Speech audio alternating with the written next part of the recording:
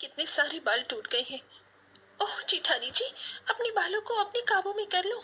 मेरे पास उड़कर आ रहे हैं। देखना, मेरे खाने में आ गए।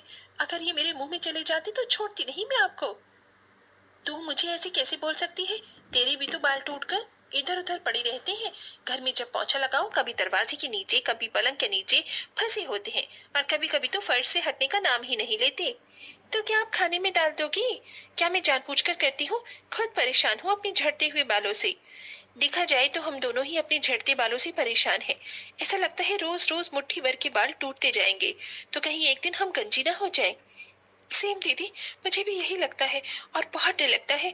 इन्हें तो मेरे लंबे बाल इतने पसंद हैं। अगर नहीं रही तो ये तो मुझसे प्यार करना ही छोड़ देंगे। अरे यार, तू ऐसे मत बोल। मुझे लगता है हमें अपने बालों का इलाज करना चाहिए। कहते हैं काटने से बाल बढ़ जाते हैं, और मुंडन करने से सही से बाल आ जाते हैं। ए, तू पागल है क्या मधु की बच्ची? हम 2 साल के बालक नहीं हैं, जिनके बाल अभी काट दिए तो महीने भर में आ जाएंगे। बड़ों के साथ ऐसा नहीं होता।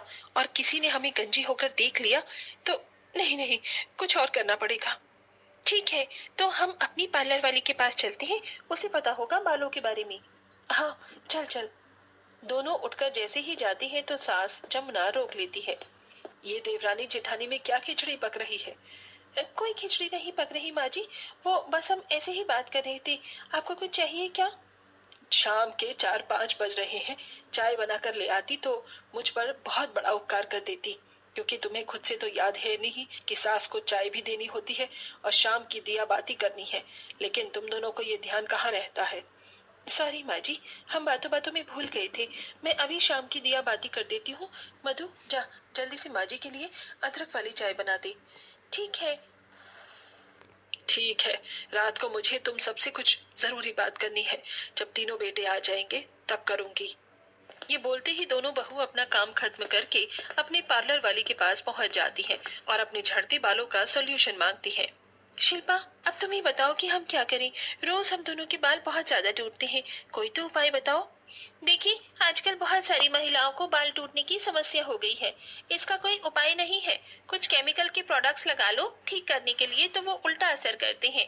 लेकिन हाँ, बालों को कटवाकर गंजी होकर और उस पर जड़ी बूटी तेल लगाकर नए बालों को उगाया जाए तो फिर से ऐसे झड़ने की समस्या नहीं होती।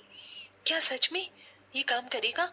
काम करेगा या नहीं ये 50% मैं कह सकती हूँ, क्योंकि किसी ने किया था तो उसके हो गए थे, बट किसी के नहीं। अगर आप दोनों चांस लेना चाहती हो तो बेशक करें। दीदी, क्या हमें गंजी हो जाना चाहिए? मैं सोच रही हूँ हम गंजी हो जाते हैं और अपने सर की बहुत मालिश करेंगे, अच्छे से तेल से, और अच्छा शैम्पू लगाएंगे। जब तक बाल अच्छे से नहीं आ जाते तब तक विग लगा लेंगे। अरे हाँ, ये ठीक रहेगा। ठीक है शिल्पा, तुम हम दोनों को गंजी कर दो, और हाँ, अपने पार्लर में से 2 विग अच्छे से दे देना। ठीक है। दोनों बहू पार्लर वाली से खुद को गंजी करवा लेती हैं। खुद को शीशे में गंजा देख दोनों की चीखें निकल जाती हैं। हे भगवान, ये हम कैसे लग रहे हैं? इतने गंदे। मुझसे तो हमारी गंजी वाली शक्ल देखी भी नहीं जा रही। मुझे भी। कहीं हम हमेशा के लिए ऐसे गंदे तो नहीं हो जाएंगे ना शिल्पा? अरे आप दोनों चिल कीजिए, अभी मैं आपको विग निकाल कर दे देती हूँ। शिल्पा उन्हें नकली विग निकाल कर देती है, जिसके बाद उनकी जान में जान आती है। थैंक गॉड, अब जाकर हम दोनों को चैन आया। अब हम ये लगाकर अपने घर जा सकते हैं। हाँ, जा सकते हो, पर अभी मत लगाना।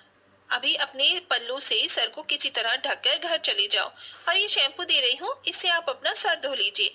इसके बाद ये विग लगाना तो अच्छा रहेगा। ठीक है, हम बिल्कुल वैसा ही करेंगे। ये लो अपने पैसे। दोनों इधर उधर देख अपनी गंजी चांद को पल्लू से ढक कर घर के अंदर जाती हैं कि दरवाजे पर चारू का बल्लू किसी कील से अटक जाता है, जिससे उसका गंजा सिर सामने वाली पड़ोसन को दिख जाता है और वो जोर जोर से हंसने लगती है। दीदी, जल्दी से सर को ढको, कहीं कोई देख न ले। अब क्या हो तो जब चिड़िया चुग गई खेत। अरे, मैंने चारू बहू की टकली चांद देख ली। ये कैसे हो गया? निर्मला आंटी, आप कुछ मत बोलो। कुछ नहीं हुआ। वो दीदी का न्यू हेयर स्टाइल है। जल्दी करो दीदी, मेरा भी पर्दाफाश हो जाएगा। दोनों घर के अंदर घुस जाती हैं और अपने सर को धोकर नकली विग लगा लेती हैं। रात को जमुना अपने तीसरे बेटे की शादी की बात करती है। देखो, मैंने गोपाल के रिश्ते के लिए बात की है और कल हम तीनों लड़की देखने जाएंगे, तो थोड़े शगुन में मिठाई की तैयारी कर लेना तुम दोनों। अब तुम्हारी देवरानी आने वाली है। क्या?